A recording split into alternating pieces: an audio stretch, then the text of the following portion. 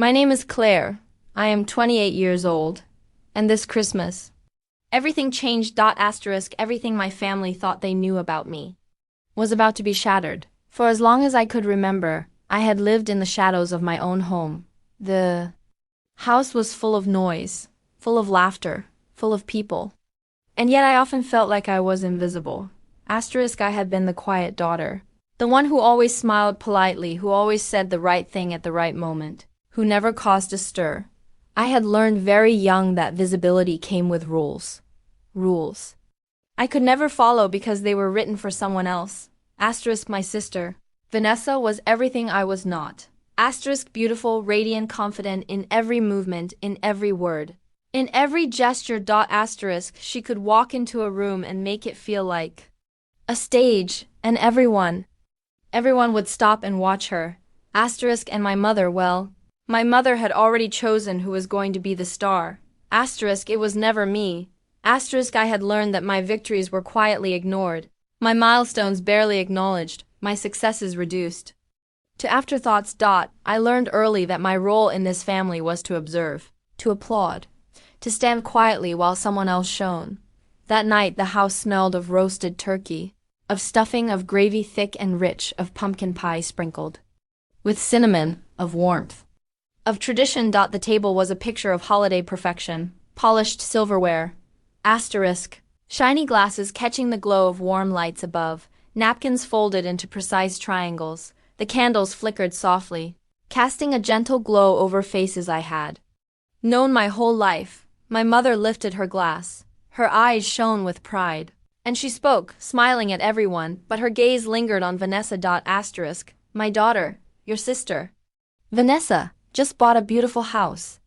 It should have been a normal, happy announcement. A family celebration. But I already knew. I knew in my bones. I could feel the tension building even before she spoke the next words. Before anyone could react. My mother leaned back in her chair. Her voice carried sharply across the table, deliberate, almost theatrical. Your sister just bought a beautiful house. When will you finally settle down? Vanessa didn't pause. She didn't hesitate. She smirked, swirled her wine with effortless grace. Her eyes glittered with that familiar superiority, the same one that had made me feel small for decades. Yeah, Claire. When are you going to grow up and get your life together? The room froze. Forks hovered mid-air. Glasses paused mid-toast. A few awkward laughs trickled. But no one dared speak. Everyone expected me to respond the way I always had. To laugh nervously. To shrug. To disappear back into the background.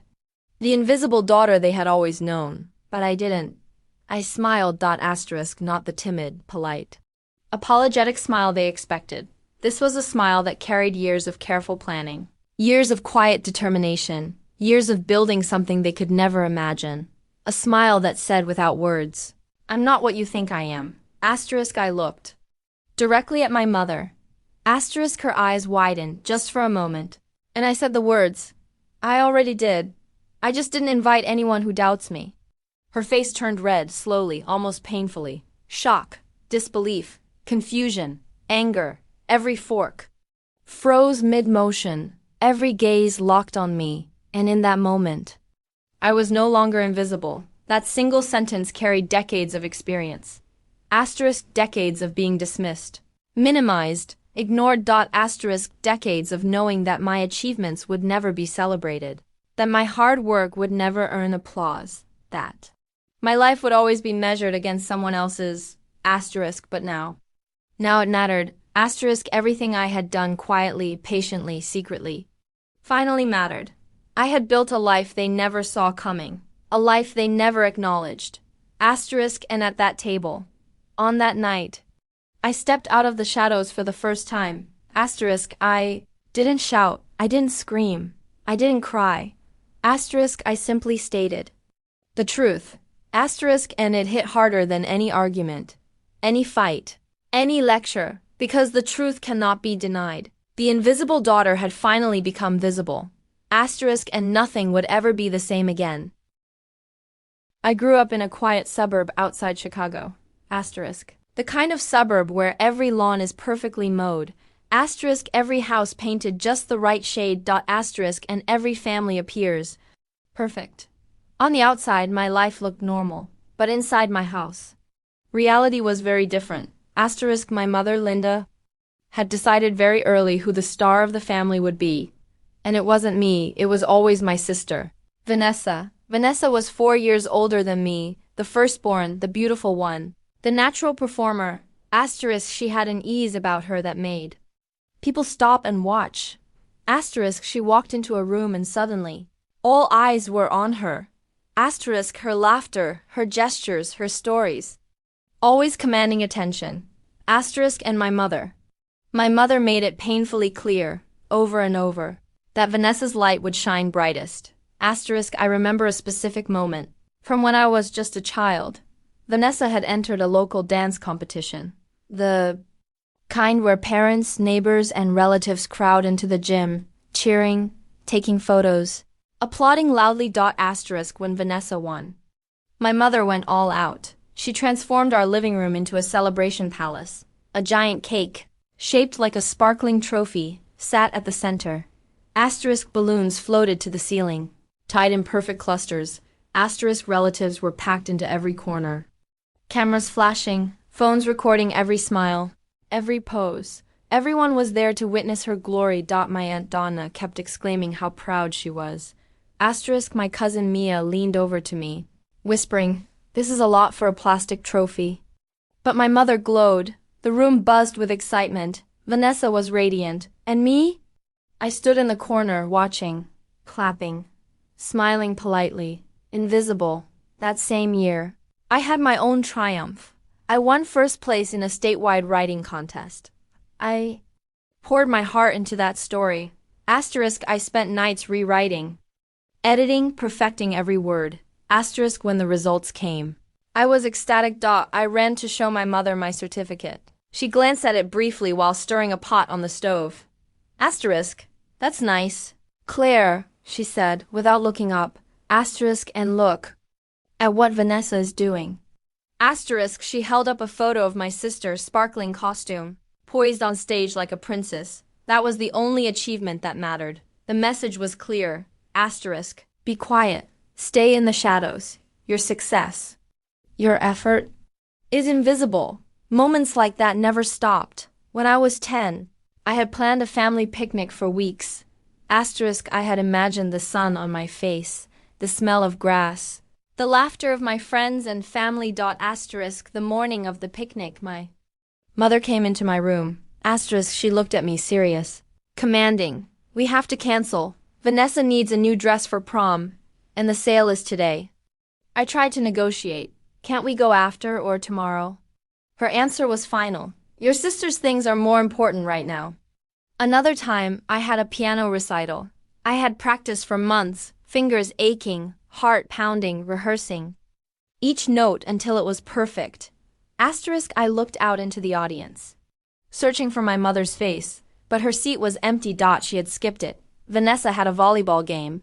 "You see," my mother said later, "your sister needs me more. People are counting on her." It did not matter what I did. My achievements were secondary. Asterisk, my needs, disposable. I became the quiet child who loved books, not toys, not applause, not attention. Books were safe. They did not compare me to Vanessa. They did not judge me. At family parties, I sat in the corner, watching, listening. Asterisk, while everyone asked Vanessa about friends, hobbies, plans, successes. Asterisk, I existed, but only as background noise. Asterisk, when the chaos settled, Mia would come find me. She would sit on the edge of my bed, or next to me on the back porch. Asterisk, your mother has no idea what she's missing with you, she whispered. It helped a little, but it didn't change the fact that I was invisible. Asterisk, my mother polished Vanessa's spotlight every day. Asterisk, while I was expected to be grateful, just to exist nearby. Asterisk, have you ever grown up realizing that in your own family, you are not the one they cheer for? Asterisk, that the person you are meant to admire is the one they celebrate. Asterisk, that your own victories are footnotes in someone else's story. By my late teens, this favoritism had evolved. It was no longer just trophies and attention. Asterisk it became. Money. Opportunities. Every advantage went to Vanessa. Asterisk when she finished high school. My mother sat her down at the kitchen table. A stack of community college pamphlets lay neatly in front of her. Asterisk. We want you to stay close. Sweetheart? My mother said, community college is perfect for you. It will keep you stable. Asterisk surrounded by people you know. Asterisk what my mother really meant. I want you close. I will handle tuition, books, gas, everything. Your sister will not struggle. Vanessa bounced between classes, parties, new friends. My mother called it networking. Asterisk when it was my turn to choose my path. The tone shifted completely. Asterisk I told my parents I wanted to study digital marketing. Asterisk I wanted a university education, something challenging, something that excited me. Asterisk. My mother barely looked up from her phone. Asterisk, that is expensive. Claire, she said. Asterisk, maybe think smaller.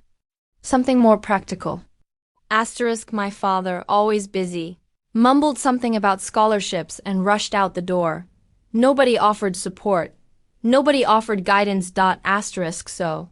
I figured it out myself. I applied for scholarships online, worked part-time at a local coffee shop. Asterisk I learned to steam milk perfectly. To smile at rude customers. To balance schoolwork with long hours on my feet. Asterisk when my acceptance letter came with financial aid. My mother said only, well, if they are paying, I guess you can go. Vanessa stayed nearby.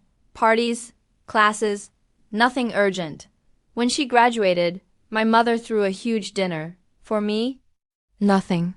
Asterisk I learned that if I waited for my family to celebrate me, I would be waiting forever. I became determined. I focused on my work, my savings, my future. After graduation, I moved into a small apartment in Chicago. Asterisk it was nothing glamorous. Thin walls, drafty windows, a kitchen barely big enough to fit one person, let alone cook properly. Asterisk the kind of place where you can hear your neighbors sneeze through the walls, but it was mine. Every corner belonged to me. Asterisk every decision, every piece of furniture, every meal cooked on that tiny stove was mine. Asterisk I had learned long ago that if I waited for anyone else to give me the life I wanted, I would be waiting forever. Asterisk so. I built it myself. I landed an entry-level job at a small marketing agency. The kind of agency where you do everything. Because there is nobody else to do it. Asterisk. Social media posts, writing ad copy, pulling reports, scheduling, learning, observing, absorbing. Everything like a sponge. Even when no one noticed. Late nights became my new normal. Weekends were a blur of tutorials, online lessons, and extra assignments I volunteered for just to learn more. Asterisk I learned how to read analytics, track engagement, predict trends. Asterisk how to turn small campaigns into big results. Every day I became more capable. Every night I fell into bed exhausted, but satisfied. Asterisk satisfied because I knew that I was building something. Even if no one at home would ever see it. My mom called often, but the conversations always circled back to Vanessa. Asterisk your sister just got a bonus. Asterisk your sister might get a promotion. Asterisk your sister is thinking about moving to a nicer neighborhood. I stopped offering details about my life. Why bother? They weren't interested, so I poured my energy into work instead. Asterisk because when your own family treats you like the backup plan, you have a choice. Asterisk you can fade away. Or you can build a life so solid that no one's opinion can touch it. I chose to build. I started investing. Slowly. At first. Asterisk reading about index funds, long-term growth, compounding interest. Asterisk I downloaded investment apps, set up automatic transfers. Asterisk every dollar I saved. Every penny I didn't spend on frivolous things.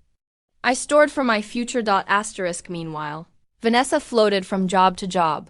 Clothing store sales, office assistant. Event coordinator. Each move framed by my mother as courageous, adventurous, brave, Meanwhile, I was building stability. Every raise, every bonus, every client's success. I tracked, I made spreadsheets, I calculated projections. Asterisk, I lived like I was broke. But secretly, I was preparing for a moment no one would see coming. Asterisk, and that moment arrived on a cold holiday night. Asterisk, a night 3 years before the Christmas dinner that would change everything. Asterisk, I had just completed my first major campaign at the agency. A mid-sized brand wanted to attract younger customers. I poured myself into it completely. Late nights, weekends, testing strategies, learning new tools, pitching ideas that no one else would try. And it worked. Asterisk. Sales jumped almost 30%. My boss actually clapped in the office, pulled me into a tiny conference room. Asterisk, Claire, he said, voice full of excitement. This is the kind of work that gets people promoted. I went home that week, heart pounding, head spinning. For the first time I felt recognized, not by my family, not by anyone I had grown up trying to impress, asterisk, but by the real world. And that recognition was intoxicating. It made me realize something essential. I didn't need anyone's approval to succeed. I didn't need validation from people who had spent my life dismissing me. I could prove my worth on my own terms. From that night on, I doubled down. I stopped giving my family updates. Stopped trying to impress them. Asterisk, I invested, saved, learned, and grew quietly. Like an engine running, unseen, unstoppable. Asterisk, over the next few years, I moved from managing small accounts to bigger clients. Asterisk, I learned to pitch, strategize, lead teams. Asterisk, our agency landed national brands. The kind I had once only read about in industry magazines. Asterisk, eventually, I became creative director on major campaigns. Asterisk, my salary reflected the hours, the energy, the commitment I had poured into my career.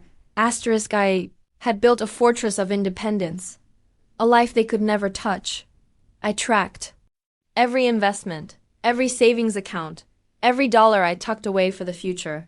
Asterisk, and all the while, I watched Vanessa stumble. The house, the car payments, the maxed out credit cards.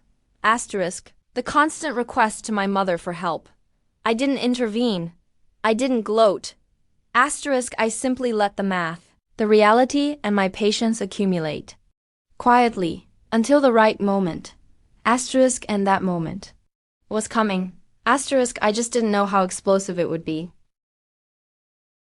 I remember the day I finally realized I could actually buy a house. Asterisk, I sat at my tiny apartment kitchen table. Laptop open. Asterisk, the cat curled up beside me, purring softly. The city hummed outside my window. Traffic, sirens, life moving fast. Asterisk, and there I was, quietly calculating my life. Asterisk, years of work, saving, investing. Every late night, every extra shift, every dollar I refused to spend. All of it adding up. The numbers weren't just numbers anymore. They were proof. Asterisk, proof that I could take control. Asterisk, proof that I could create something real.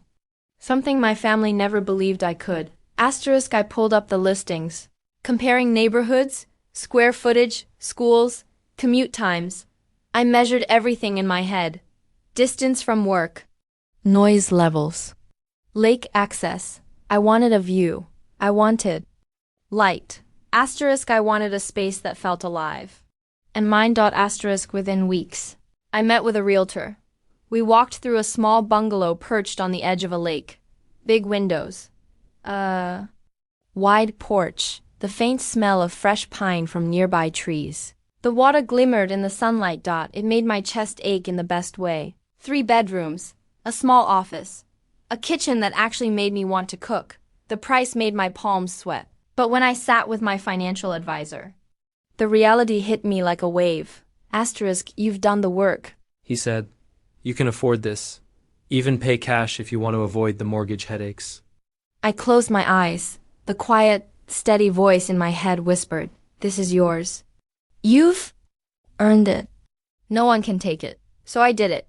I emptied accounts I had been building for years, moved funds around, wired the money. No loans, no cosigners, no desperate phone calls, just me. And my work. And the life I had built from scratch. Asterisk, the day I got the keys, I stood in the empty living room. No furniture. Yet, no decorations, just silence, no traffic, no neighbors. Asterisk, just the faint sound of water against the shore, and my own heartbeat echoing in my ears. I felt it then. The weight of every invisible moment from my childhood, every slight, every overlooked achievement, every time I had been told I was less, all of it. Leading to this moment, Mia was the first person I told. She arrived that weekend with a trunk full of plants, tools, and a grin so wide it could light up the entire lake. Asterisk, this is insane, she said, walking through the door. Asterisk, proof you were never the loser in this story. Asterisk, we spent the weekend building furniture, arranging dishes, arguing playfully over couch placement. Asterisk, each trip to the store, every stack of towels, every lamp we chose. It became a part of me, a part of my life that no one else could touch. Asterisk, I didn't want my family to see it yet. Asterisk, I didn't want it to become another stage for Vanessa or another talking point for my mother. Asterisk, it was mine, completely. Christmas approached. Asterisk, and despite my hopes of keeping my house hidden, I knew the confrontation was inevitable. Asterisk, Vanessa was buying her first home. Asterisk, my mother had already planned the celebration. Asterisk, the invitations, the balloons, the cake. All arranged weeks in advance. Asterisk, when I arrived that Christmas, her house looked like a scene from a holiday commercial. Asterisk, twinkling lights draped across the living room. A massive tree glittered in the corner. Ornaments carefully placed, coordinated, in theme and color. Asterisk, the smell of cinnamon and sugar hung in the air, mingling with the scent of roasted turkey and pine. Vanessa swirled in last minute. Red sweater dress. Perfect makeup. Hair polished. Asterisk, she hugged my mom, then barely touched me. A distant, perfunctory gesture. Inside, relatives chatted, my Aunt Donna on the couch, Mia in the corner, shooting me a small, encouraging smile. The table was a feast. Turkey, steaming, mashed potatoes fluffy, green beans, stuffing, baskets of rolls, pumpkin pie cooling in the background. The dinner began. The usual polite chatter. I faded into the background, answering vague questions, nodding, smiling, listening. Then it happened. My mother lifted her glass, tapped it with her fork. The room quieted. I just want to say how proud I am of my daughter, she said, her eyes on Vanessa. Buying this beautiful house. Building a real future. Being truly settled. This is what stability looks like. Asterisk then. She turned toward me. Asterisk, your sister bought a beautiful house, Claire. When will you finally settle down? The words hung in the air. Awkward laughter rippled, brows raised. Vanessa didn't miss a beat. Asterisk, yeah, Claire, she smirked. Asterisk, when are you going to stop acting like a college kid and get your life together? I felt the old familiar tightness in my chest, the invisible daughter feeling creeping in. But I wasn't that girl anymore. I swallowed my bite, set my fork down, looked straight at my mother. Asterisk, I'm actually already settled, I said, even tone, calm, steady. I just didn't invite anyone who doubts me. Asterisk, my mother blinked, confused, then laughed. Claire, don't be dramatic. You're renting. That's not the same thing. I held her gaze. I'm not renting, I said. Asterisk, I bought a house months ago. 3 bedrooms, office, yard, right on the lake. Paid for in cash. Silence, so thick it was almost tangible. Someone's fork clinked against the plate. Aunt's eyes widened.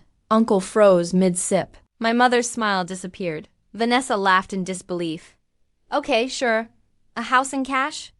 Come on, Claire. No one likes a liar.